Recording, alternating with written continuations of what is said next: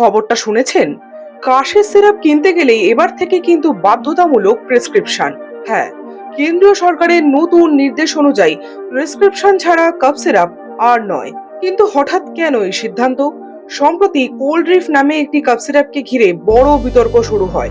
অভিযোগ, রাজস্থান এবং মধ্যপ্রদেশে শিশু মৃত্যুর ঘটনার সঙ্গে এই সিরাপের যোগ মিলেছে। এমনকি পরীক্ষায় এতে ইথিলিন গ্লাইকল এবং ডাইথিলিন গ্লাইকলের মতো ক্ষতিকারক রাসায়নিকও ধরা পড়েছে। এরপর সিরাপ জাতীয় ওষুধের উৎপাদন ও বিক্রিতে আরও কড়া নজরদারির দাবি ওঠে। সেই প্রেক্ষিতেই ড্রাগ আইন 1945-এর সংশোধনের মাধ্যমে এই নতুন নিয়ম কার্যকর করেছে স্বাস্থ্য মন্ত্রক।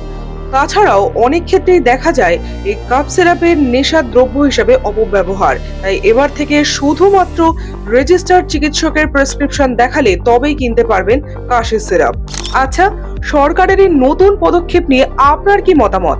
কমেন্টে লিখবেন। আর হ্যাঁ, এমন ইম্পর্টেন্ট আপডেট পেতে চ্যানেলটিকে সাবস্ক্রাইব করতে ভুলবেন না।